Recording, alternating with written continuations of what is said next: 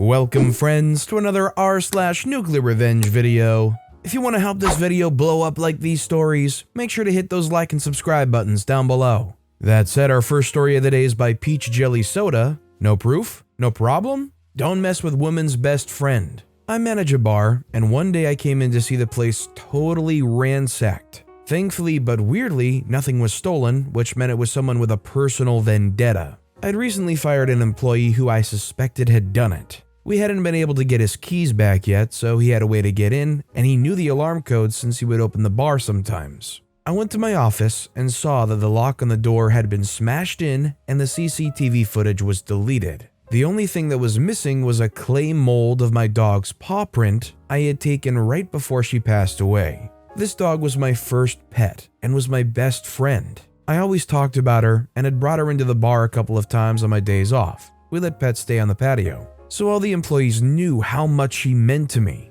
I kept the mold on my desk to always have her with me. I was sure it was him. He hadn't taken his firing so well, but with no absolute proof, I couldn't just outright accuse him. The bar's a bikini bar, and the dude was a total creep. On multiple occasions, he had made disgusting comments to the girls. The cherry on top was when he came in drunk and assaulted the girl working. Men who came in could be gross, but the things he would say and did were on another level altogether. When I called all the employees to ask where they'd been, he totally outed himself before I could even ask. He said, "I was home with my wife on Saturday night." I just smiled into the phone and said, "I never said it happened on Saturday." He quickly hung up. Gotcha, witch. The police couldn't do crap though with the camera footage deleted. All I had was him knowing it happened on a Saturday. Plus, the damage wasn't too bad, just a lot of smashed plates and the lock on the door. So there wouldn't be much to sue him for if I did get proof. So I decided to get even and get my dog's paw print back.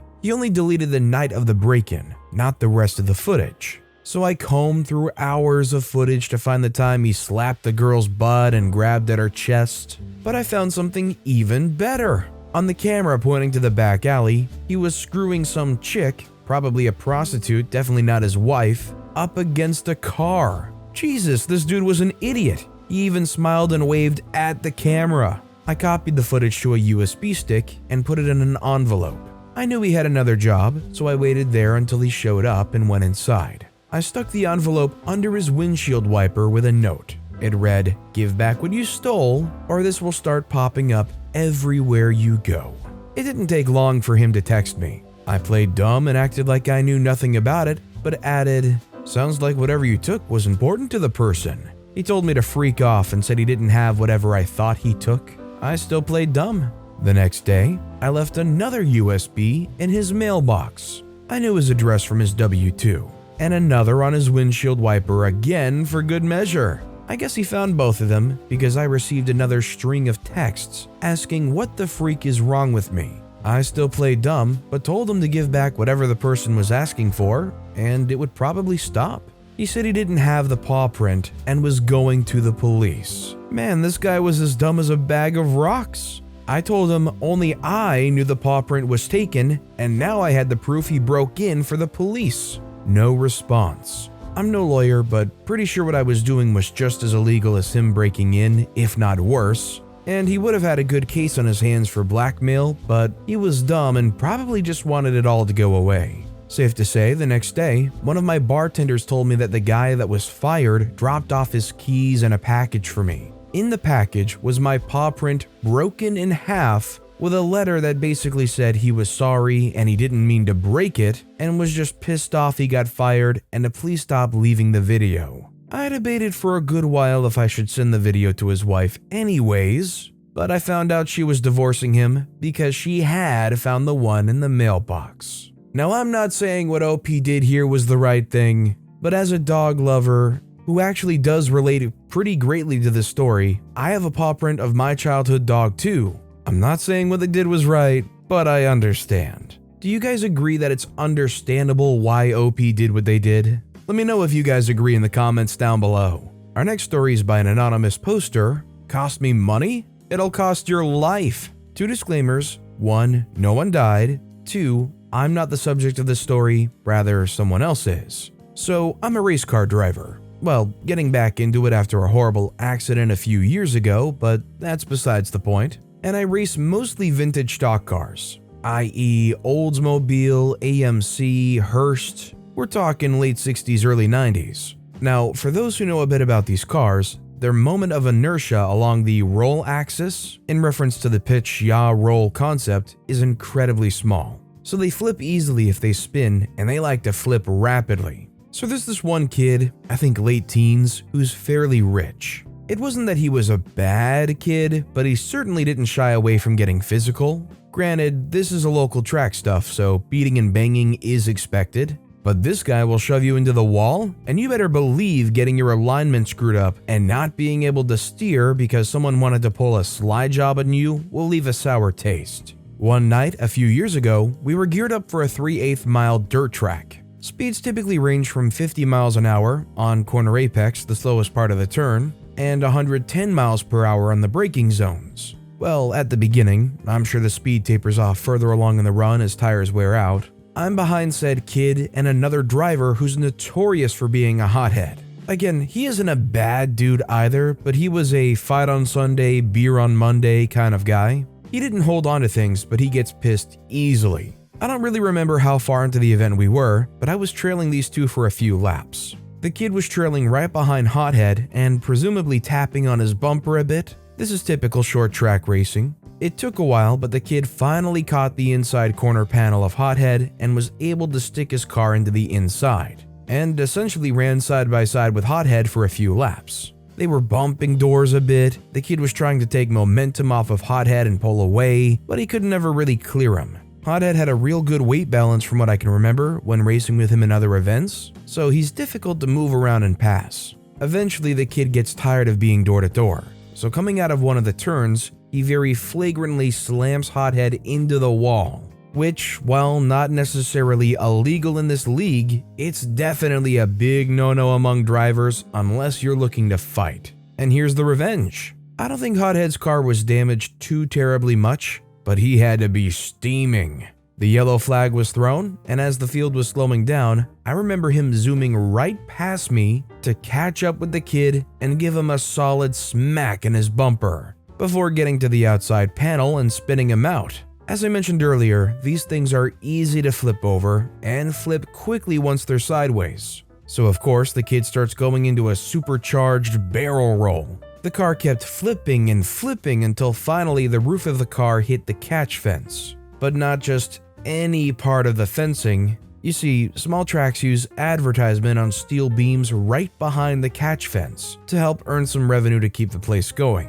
Mostly in corners so audience view isn't obstructed. Well, when the kid hit the fence roof first, he hit the solid steel beam behind it as well, completely crushing the survivor cell of the car where he was sitting. I'm not one to be super pessimistic, especially in a race, but being right up close to when it happened, I knew the kid was in trouble. I could see the lights just out of the corner of my eyes of the track safety workers running out to help him. And when they red flagged us, all I could see was out of my tiny little mirror just sticking out of the window. The workers were going into overdrive mode and trying to extract him out of the car, which usually means the driver's in critical or life-threatening condition. So, the aftermath, the kid ended up being in critical condition with a compressed neck, broken jaw, a nearly severed tongue, I assume from his teeth going right into it and biting down on impact, concussion, severe internal bleeding, spinal contusion, and a herniated disc.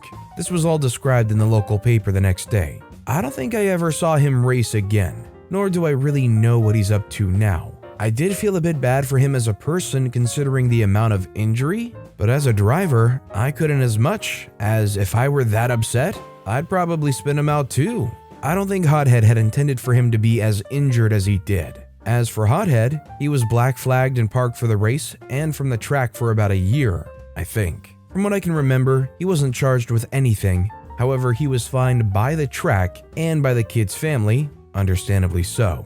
Again, as a person, I shook my head at him for what happened. But as a driver, I know I would have done the same if I were that angry. And like I said, you can never really predict the consequences of what happens. There's a lesson for all of this, and it's important for those who want to get into racing. This isn't a sport where your body's in total control and you can lay waste to your opponent if you want. These are incredibly fast, 4,000-pound machines that can and will hurt, injure, or even kill others if you're not careful. The best way to avoid situations like these is to keep a very calm and collected head, which, trust me, it's going to be pretty hard, and to maintain a level of mutual respect as not just a competitor, but as someone who's so easily at risk of getting a life-changing injury from one person's decision. Watching races and seeing races and drivers and the skills they possess, they're really amazing. And it's such a weird thing because I've heard of people who watch it hoping for dramatics like this. But it's such a dangerous thing, it almost gives me anxiety watching some of them, especially like Formula 1. Not just how often accidents can happen, but how easy it is for cars like that to just completely annihilate. Thankfully nowadays they're getting things like the Halo, which is like a super reinforced beam right over the head of the drivers. But I definitely agree, racing is not a sport to downplay. And our final story of the day is by Schmeggy, Nobody Screws With My Dog. This took place way back in the 6th grade towards the end of the year. I live on the same street as this kid, I'll call Dan. I have a dog that's about 7 years old and loves being outside to play with the neighbor kids during warm weather when everyone is out. Well, on some random day of the year, Dan must have been feeling edgy because he came out of his house and just hit the crap out of my dog with a plastic bat right in front of my sister. She ran into the house, bawling, telling us what just happened. We ran outside and picked up our dog and rushed him to the vet. After not too long of a wait, the vet came and told us that our dog was alive and that he should recover over the next week or two. Now, my parents were angry, and they took this to Dan's parents, explaining what he did to our dog. They seemed to be understanding of the situation and told us they were sorry and that they'll punish Dan severely. But I was immensely furious. This didn't satisfy my anger towards Dan at all. Now, here's the deal. I never really liked Dan. He was pretty jerkish at school. We were both in the same grade, but not necessarily towards me, but towards my close friends. And I guess I've been ignoring it for far too long. We were in the same grade, and something the school does every year for the 6th graders is to have a big science fair towards the end of the year, and everybody tries to make these super elaborate projects. This is where I start my master plan. Once everyone was getting close to finishing their projects, I look around the classroom to try and locate Dan's project. His is along the lines of some sort of aerodynamic rocket that travels really fast down a clothesline in a small amount of time. Perfect. I checked out the rocket, and the rocket has a fuse. Too perfect. That night, I go home and look at my firework inventory I had left over from last year's 4th of July. Sure enough, I still had a huge belt of firecrackers left, so I went over my plan on what to do.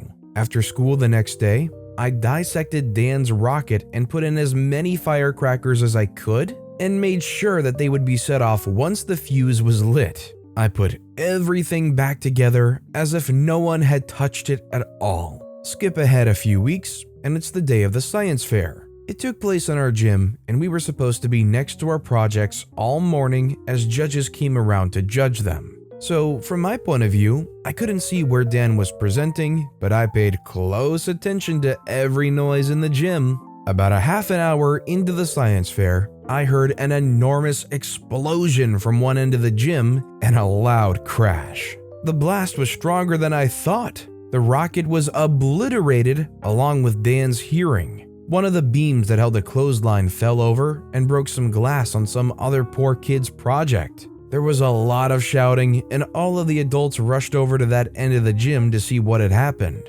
I stood perfectly still. I just sat there giggling at my handiwork, knowing how traumatized Dan must be. I felt no sympathy, only villainous satisfaction. I'm sorry, but this kid beat up a dog with a bat, and the parents go, "Oh, sorry, we'll punish him severely." This kid is going to grow up to be like some sociopathic, psychopathic, I don't know, something. He's either on the path to be the next Ted Bundy or Dexter Morgan, and I don't know which. But with that being said, that's all the time we have for today. So of all 3 of these stories that I've read for you today, which one was your personal favorite and why? Let me know in the comments down below. And if you haven't yet, if you could like and subscribe, that would mean a lot to me. Whatever you do, whether it's liking, subscribing, turning notifications on, all of it helps grow this channel and I appreciate the heck out of it. So until next time, I'll see you all tomorrow with some more stories.